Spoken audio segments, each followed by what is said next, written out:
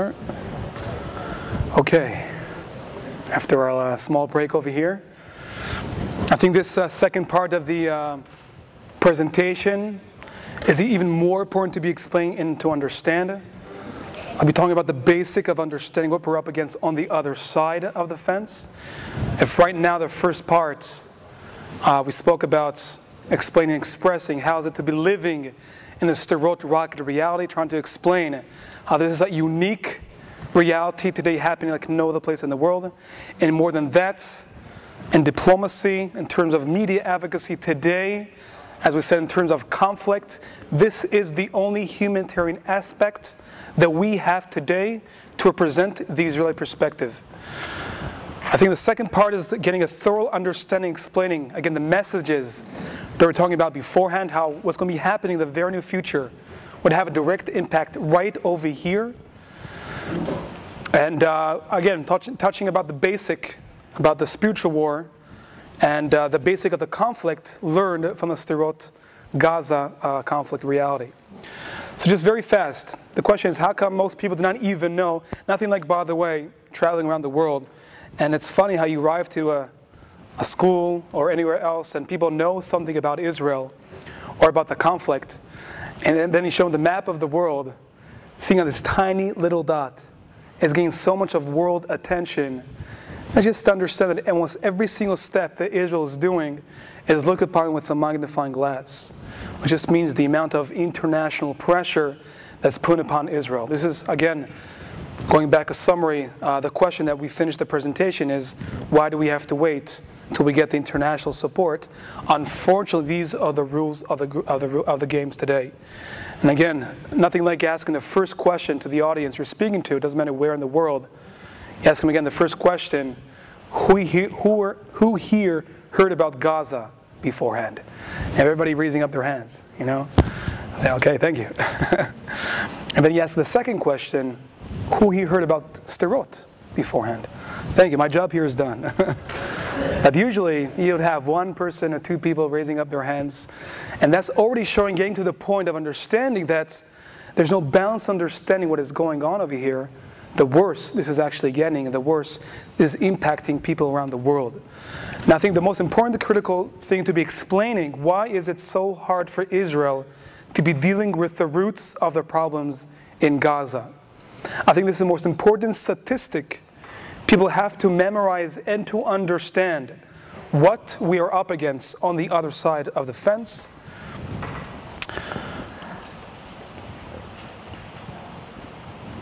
Oh, darn it. Excuse me.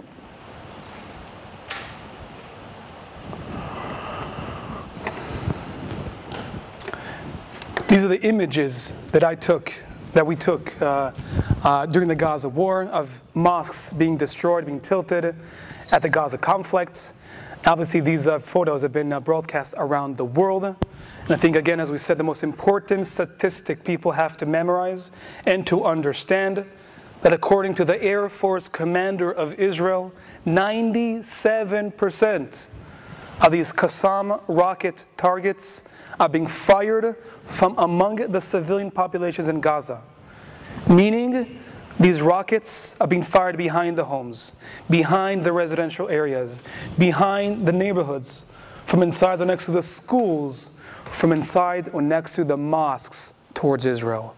This is the most clearest message that you can get to understand what's happening, what we've been dealt with during and after the Gaza conflict. Here's a live documentation of the Air Force documenting live how rockets are being fired from the mosque itself.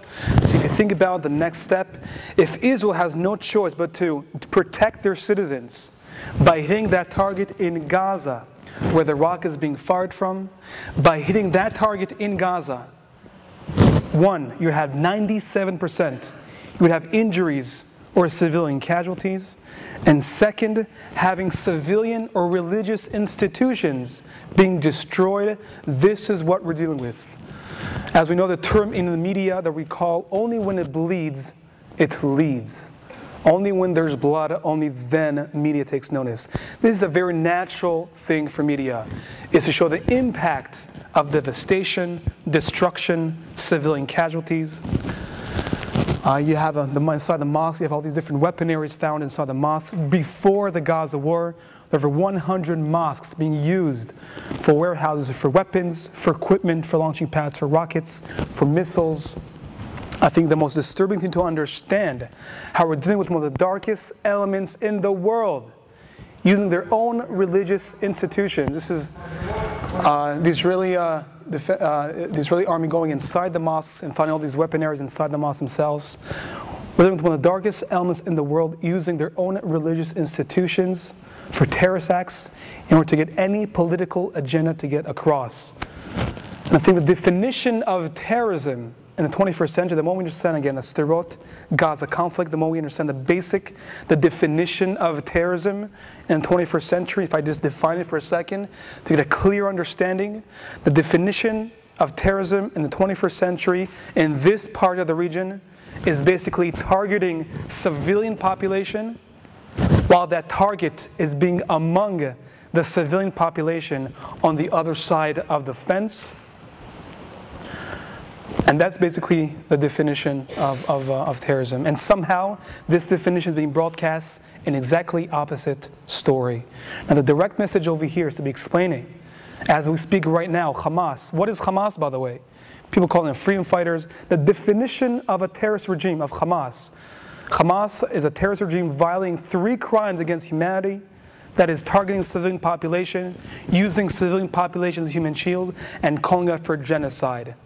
And this party is becoming more popular, a little hard to say, especially here in Norway, at the government, meeting with the Foreign Affairs, openly welcoming Hamas, allocating 2 years ago $20 million.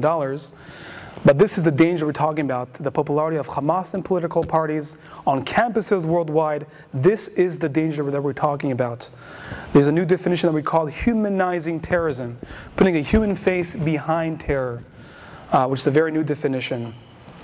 But again, this is the direct message over here, that the next conflict, today there are over 1,000 mosques, when most of them are being controlled by Hamas. This is, by the way, all these terms are from the Intelligence and Terrorism Information Center. You can look it up for yourselves. These are the experts coming out from the Mossad, the intelligence services. They work with us very much closely together and know exactly what's happening in the Gaza Strip. So when Hamas are controlling most of the mosques today in Gaza, turning the mosques into warehouses for weapons, for equipment, for launching pads, for rockets, for missiles, when Israel will have no choice but to protect their citizens by hitting that target where the rocket is being fired from, then the next morning, having those tilted mosques, those destroyed mosques, images being broadcast around the world, this can impact the entire Muslim populations around the world. People should be asking over here what happened here during the Gaza conflict. Last time I was here this past November, I had Torah over here showing this big metal brick that was thrown on protesters. How this was the first time there was violence here in Oslo during the Gaza conflict. This is what's to be expected in the very near future, the next conflict. And again, we have multi-million-dollar campaigns coming out from Gaza. This is going to impact the entire world by seeing and understanding what happened in the past conflict. And guess what? The entire world will be condemning Israel for causing this crisis, for causing another humanitarian crisis, for causing conflict. And this is how we have prophecies coming true, how the entire world will be going back, turning their backs against Israel because of propaganda and misleading information. So this is the direct message over here, that without understanding the basic of this conflict, the more this is impacting people around the world. And this is what needs to be expected for the very new future for the next conflict. Now, this is a very simple graph to get a perfect understanding. Let me put Norwegian. I have actually Norwegian here. It'll be easier to...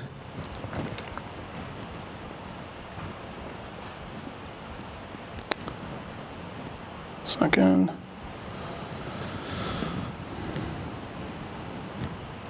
Here we go. So you have an imbalance of media coverage, simply, naturally. On one side of the fence in Gaza, you got mainly destruction, devastation, civilian casualties. On the other side in Israel, Sderot, the southern western part of Israel, you got mainly psychological impact, Even though the rockets have killed over a dozen and seriously injured over 1,000, we got meaning psychological impact. Therefore, we have a natural disbalance of media coverage. Being outside the country, this is the question why, what people have been exposed to through media elements. What do they know about regarding Israel, about the Middle East? Naturally, when you have one side being more exposed through media elements, you would have naturally more sympathy for the Palestinian cause in Gaza. Having more sympathy for the Palestinian cause in Gaza, this enables the terrorist organizations to keep launching rockets and missiles towards civilian populations like no other place in the world, and have the legitimacy for it. And this is how we have the equation. When you're giving legitimacy for terrorism, this is what's opening up dark elements around the world. Okay, if you think about it for a second, I was having a conversation before in the break. If you think about it, almost any democracy today that has its army fighting today terrorism is fighting terrorism thousands of kilometers away from their own borders. We're the only Western democracy in the Middle East fighting terrorism on our own borders.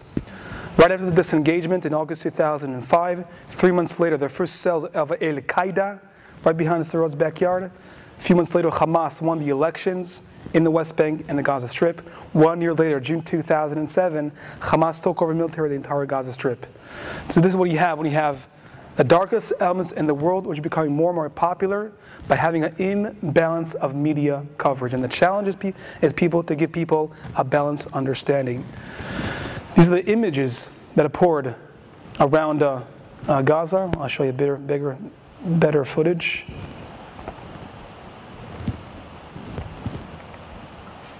Images of in Gaza itself, destruction, devastation, civilian casualty, children. When you see these kind of images around the world, naturally you'll be more upset with the children's killers without understanding the intentions. I could tell you as an Israeli, it's the most difficult thing to be explained to people around the world that today fighting terrorism today is fighting terrorism always among civilian populations. It's the most difficult thing for us Israelis to be coping with. As an Israeli soldier, I was 3 years. I was a staff sergeant for an artillery scout unit confronting the Hezbollah. Hezbollah today is considered the second strongest terrorist organization in the world. And we're put in situations that sometimes you do not know who is a terrorist and who is a civilian. There's nothing more tougher than that psychologically as well for us Israelis. During the Gaza war, when the Israeli soldiers went into the Gaza Strip, when you have Hamas terrorists being dressed up as nurses, as doctors, having Hamas headquarters underneath the Shiva hospital in Gaza, this is what we need to be dealing with. When you have 97%, again, the one way to answer these images is that going back to that statistic, part of the reason why Israel uses the most massive developed air force in the world is in order to pinpoint the target itself in Gaza. But when you have 97% of targets among civilian populations, it's almost impossible to be hitting the target without having civilian injuries or civilian casualties. And that's a big of understanding that, again, what is happening in our part of the region is being broadcast in exactly opposite stories. There's always gray areas and conflicts. There's always both sides of the story. In this conflict, in this region, this is black and white. These Qassam rockets have two purposes. That's to kill and traumatize as many civilians as possible. On the other hand, Israel pinpoints the target itself, and never the civilian population. Actually have friends that were killed in the Gaza Strip 6 years ago because they went from house to house in order to look for weapons, for equipment, in order not to hit the civilian populations. You tell me what any other army in the world would sacrifice their own soldiers in order not to hit any kind of civilian, just to look for the weapons and equipments. And this is part of what we need to deal with. Again, I still stand very strongly. The Israeli army is the most moral army in the entire world. Right before the Gaza conflict, 2.5 million leaflets were sent to the Gaza Strip, warning the citizens that Israel is going to have to go into the Gaza Strip, dealing with the root of the problem, where the rocket is being fired from. Over 150,000 phone calls were phoned to residents in Gaza itself. This is what our army actually does today. And again, the one reason why we left Gaza and not finished what we started. And again, if you ask people in Sderot, what do they think about the Operation Cast Lead, about the Gaza war, people would say to you, why did we have to wait 8 years for Israel to do what is right and dealing with the root of the problem in Gaza? And again, unfortunately, again, it's been relatively quiet. It's been very quiet this past year, as we just said. People were able to go back to their daily routine lives this past year. But again, the results of this army, of the operation, Hamas was not defeated. The rocket fire was not stopped. Our kidnapped soldier, Gilad Shalit, was not seen one day of sunlight or any Red Cross representative, not even for one day for the past 4 years. And the tunnels industry, this is still happening on a daily basis. And the one reason why Israel needed to leave Gaza Strip is because world public opinion.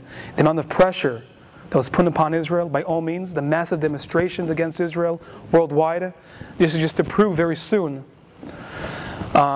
just to prove to people. Let's put this in the region again. Never mind. During the Gaza conflict, the massive protesting against Israel worldwide, by all means, this was the first time in decades if the Jewish populations or different minorities felt under threat, under pressure during the Gaza conflict. And these are the results of multi-million-dollar campaigns and PR coming out from Gaza. There are surveys in Europe during the Gaza war. Israel is the most dangerous country for world peace, when Israel is the only Western democracy in the Middle East fighting terrorism on their own borders. The popularity of Israel is going all the way down. As I said, it became very popular, we're saying. It became popular to become anti-Israel, anti-Zionist, the anti-Semitism arising. It's amazing again how this is all related to this conflict over here having a reality like no other place in the world, where rockets and missiles are being fired and threatening civilian populations, and somehow this became acceptable. And second, by investing multi-million-dollar campaigns in Gaza, these are their results. You know, if I just take a second over here, because when we host on a daily basis diplomats, foreign press in Gaza, in Sderot, after spending 1 day in Gaza, they come 1 hour to Sderot. We call it the disproportionate visit. It's almost impossible to be competing or comparing what they've been seen right now in Gaza. But when you compare the numbers, what happened during the Gaza conflict, to any other conflict in the past year, there's nothing even to compare it to. Okay, and during the end of the Gaza conflict, there were 1,400 people being killed in Gaza. Most of them were terrorists. The rest were women and children being used as human shields. Compare the Gaza conflict. As I said, in the past year only, 2 months ago, we got the last UN report reporting that the NATO forces have killed 5,978 civilian casualties in Afghanistan. Where's the world demonstrating? Where's the Goldstone report about that? During the Gaza conflict, in the Sri Lanka, there were 20,000 civilians being killed by the Tamil Tigers. Where's Stockholm, where's London on their feet, demonstrating? So when you compare the Gaza narrative to almost any other conflict around the world, there's nothing even to compare it to. And the more attention this is actually getting, the more this is distracting people from around the world from different conflicts and real regions that should be getting much more world attention. And second, this is a distraction for the common enemy that we have today, which is radical Islam, which is rising around the world. I always like to compare, this is just the connection to the spiritual war, things where things are not clear today. I always quote Bernard Lewis. Bernard Lewis is one of the biggest experts on Islam matters. He was comparing the radical Islam to Nazism and communists put together. He was saying that today we're in a much worse situation than the 1940s. In the 1940s, we knew who our enemies were and we knew who we were. And today, on the other hand, we do not know who our enemies are and who we are. And that's exactly the point where we're staying today. When all this attention is going to Gaza, and for me as a humanitarian, I see myself as a humanitarian traveling around the world, even before Sderot, experiencing Tibet, the Chinese occupation, going all the way down to Indonesia, the biggest Muslim country in the world. As an Israeli, I was not allowed to go into Indonesia, but I went with my American passport. It says Israel and Jerusalem, experiencing people after the tsunami, living with the orangutans for 2 weeks, seeing the battlefields in Vietnam, meditations in India. I come back to this region, Sderot, Gaza, one, experiencing a reality in Sderot which became acceptable, and second, in Gaza, understanding how we have 1.4 million Palestinians being kept in the same conditions as they are in order to get any political agenda to get across. I think there are 3 things people should be putting their fingers on. And again, this is why everything narrows down to the Sderot-Gaza conflict. Because right now, when you have those 800 protesters from around the world going to what's so-called to break the siege over Gaza, how many do us really actually know that this past year, over 738,000 tons of humanitarian aid been transferred into Gaza, over 133 million liters of fuel went into Gaza by Israel. There's over 20 billion shekel trade between Gaza firms, Palestinian Authority firms, and Israeli kibbutzim and companies. This past year, actually after the Gaza war, Norway, the government of Norway, hosted a fundraiser in Sharm el-Sheikh in Egypt, having 70 countries allocating $5.2 billion to rebuild Gaza. The UN has invested in Gaza after the Gaza conflict $200 million. Compare that amount to Haiti, where 230,000 people have been killed, to $10 million by the UN. Just shows that people are making very good profits, keeping people as they are, and getting any political agenda to get across. This is a clear understanding how the Gaza narrative is a distraction. It's a distraction from almost any other conflict happening around the world, and a distraction for the rising enemy, which is radical Islam, which is becoming more and more popular and more acceptable around the world. This is just 2 words, 2 things to speak about Gaza and what has become popular, what becomes so acceptable.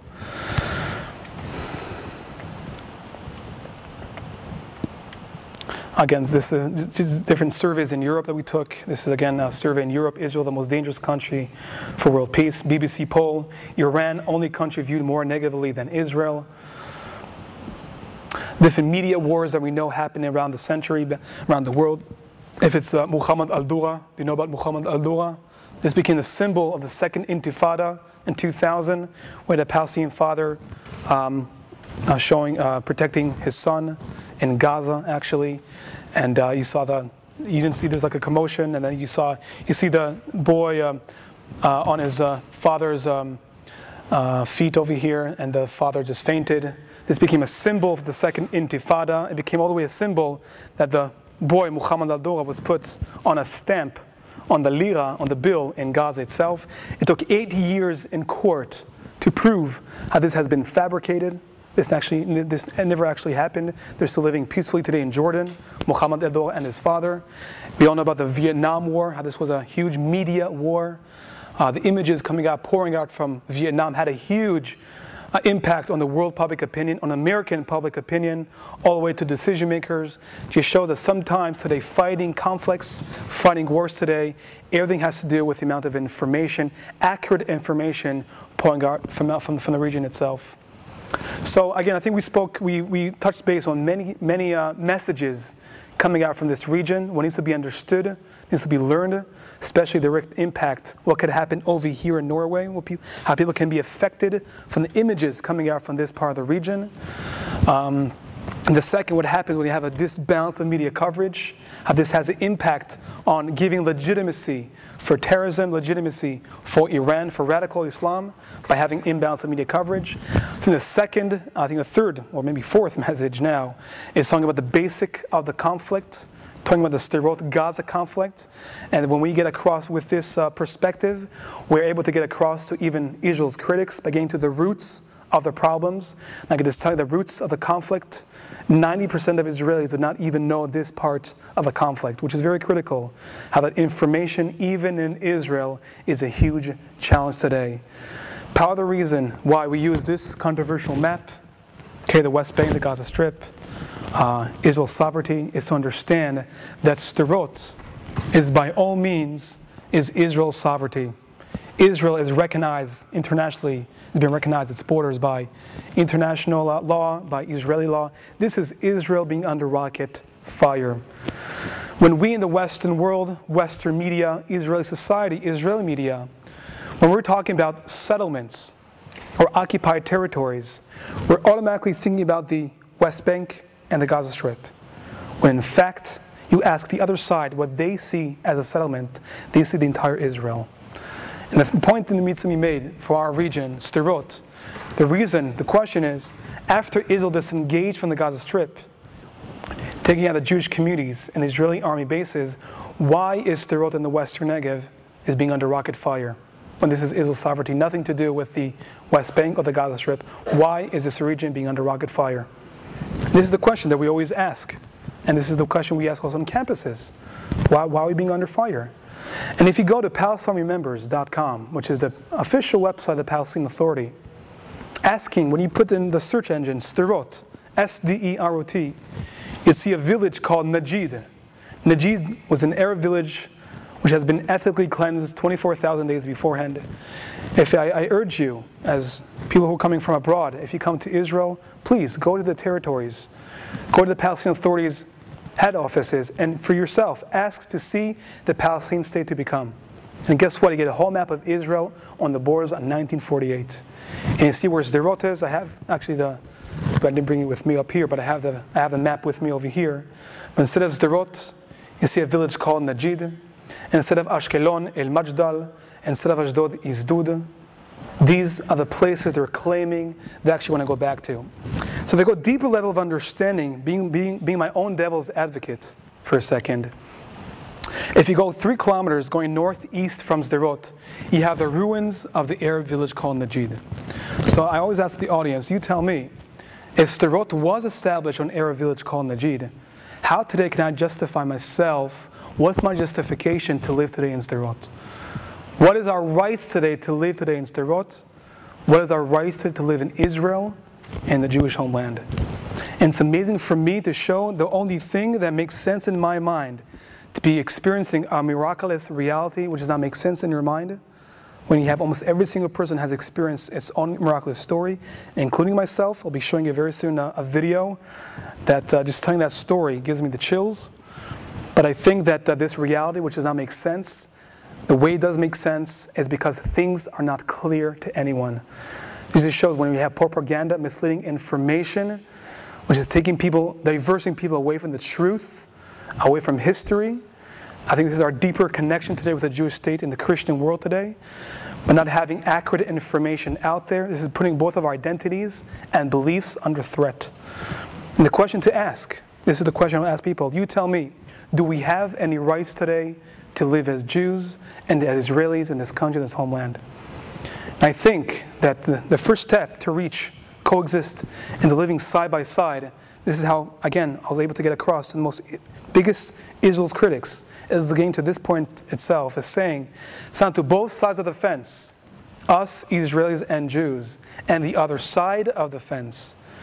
And whoever's watching upon this fence by the world public opinion just accepts our legitimate, international, historical, biblical rights just to live in peace and security in your own hometown, in your own homeland.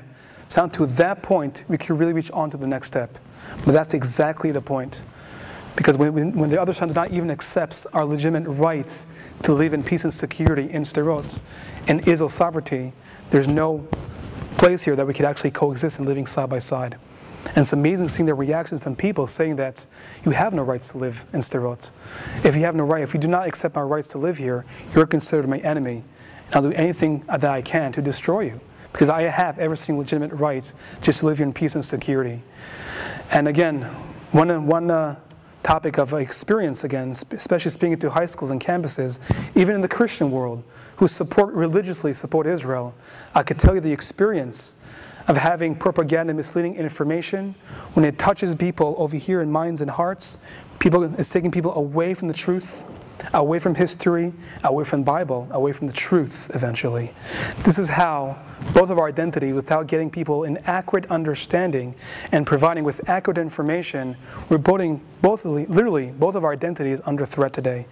I came back from the Netherlands like a month ago, speaking to 16 and 17-year-olds in a Christian school. I was amazed to see what kind of messages people have been getting, having no choice but to understand what they've been seeing only about the Gaza narrative. But when you get this kind of narrative across without having a balanced understanding, it's taking people away from the own accurate truth about Israel and about our legitimate rights just to live in our own homeland.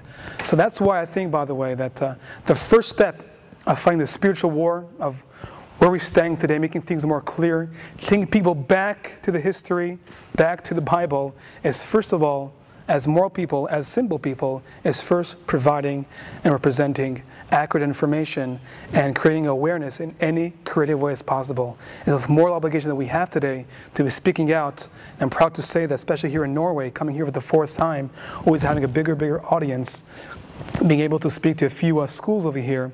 It's for the future, for years to come, opening up bases around the world, because again, the most needing thing in the world for years to come is going to be accurate information. The more this Western modern world develops, the more it will be hard for people to get accurate information. So this is just the first step I'm trying to represent over here, the importance of speaking out and representing this side of the story.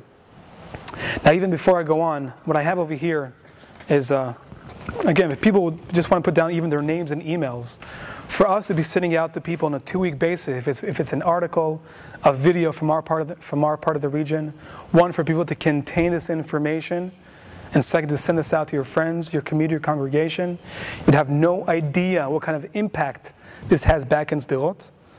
I know for a fact today, when we give people a balanced understanding about our region, we're literally giving hope to both sides of the region. One is by undermining what became acceptable in our part of the region, and second is undermining the legitimacy of terrorism. This is simply by, again, sending out accurate information. And second, while we're getting ready for the next missile escalation, which is literally around the corner, in the past 3.5 years, we've been recognized as an international source of information, having the UN asking us to represent the unofficial Israeli perspective at the UN, at the Goldstein Committee. Just shows for us that we've been recognized as an international source of information, having the highest authorities in Israel recognizing our work.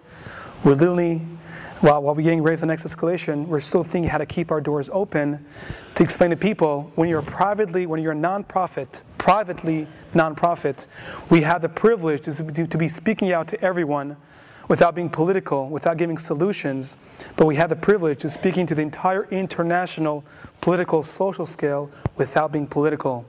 And again, when you're presenting the only humanitarian aspect right now in the Israeli-Arab conflict, we have what it takes to be reaching out to the most liberal crowds as well, to the most biggest Israel critics, representing this very powerful human story. And this is how we are able to represent the Israeli perspective. This is how we are working with the highest authorities in Israel, because we can represent what they cannot many times. Because again, the amount of international pressure that's put upon Israel to be running towards solutions, a 2-state solution, without understanding the impact of what's happening in our part of the region, is a very critical thing for the future of Israel, for the center of Israel, beside a Palestinian state. Nothing to do with politics. It's a reality we have to take in consideration after giving what's so-called land for peace. 8,000 rockets, Iran factor in Sderot's backyard, missiles tripling how far they can actually get. Sderot, by the way, is a population less than 20,000. The Western Negev have 45,000 Israelis. They've been daily under rocket fire for the past 9 years. Over a year and a half ago, it's been over 1 million Israelis under threat of missile threat from Gaza. Hamas already did tests on missiles this past November, tests on missiles towards the Mediterranean Sea, reaching 60 kilometers from Gaza. 60 kilometers from Gaza reaches all the way up to Tel Aviv. So we do not even have the accurate numbers of how many are under rocket missile threat from Gaza. By all means, this year is the most critical year for Israel. The 2009 has been the most quiet year in the decade, not only in Sderot, but the entire Israel. But we know very clear that the quieter it gets in Israel, the more dangerous is going to be coming in the very near future. And right now, the entire state of Israel is under threat, is under missile threat from Hezbollah, Hamas, and especially Iran. It will be critical for Israel to speak up, represent their side of the story. And I think people always ask how to hear a question, which is, I think, a very powerful way to end this presentation. People ask me, how come people are still living in Sderot? Why are families still living in Sderot, putting their families under threat like this? And the answers I would give is first of all, is to explain that the real estate in Sderot went down over 50%. It went back up because it's been relatively quiet. So people cannot really afford to sell or rent out their apartments.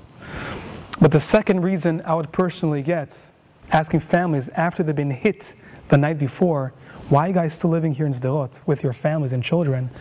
And the answers I would personally get is, I'm not leaving my house now, because if I leave my home now, these rockets are going to be going on to the next town. People understand that if Sderot falls, everything else is going to follow with it and fall. This is how powerful Sderot has become. It became a symbol. When you have Sderot residents, you have Jewish residents, you have Muslim Arabs coming from Gaza living in Sderot, a few Christians living all together peacefully in a modern society, and they're being under threat just because of their identity as Israelis. That's how powerful this reality actually is. And the more we understand this unique reality, the more we understand how this is answering almost everything else which is happening literally around the world. This is what shows me as a youngster traveling around the world with this very powerful human side of the story. Whoever wants to come later on and have more information scattered at the back, if it's about our work, whoever wants to get more involved, people here understand the importance of information, of Israeli PR, as a first step to get anywhere, which is the real backing for Israel, is its information. It's more than welcome to come across, because this is the front line that we're fighting today. People always compare the Israel-Arab-Palestinian conflict to the Goliath and David. You know, you see the massive Israeli tank, you see the Palestinian child throwing a stone. You tell people that if you put on your media goggles, you know exactly who's the David, who's the Goliath. And I'm standing in front of you as the only David in our part of the region, presenting this side of the story, competing with 20 media centers in Gaza today. 20 media centers, not less. And that's basically the story today, with the challenge getting people a balanced understanding around the world. So if there are any questions, I'd be more than happy to answer. We touched many basics over here, many topics over here, but this all has to do with Sderot Gaza conflict.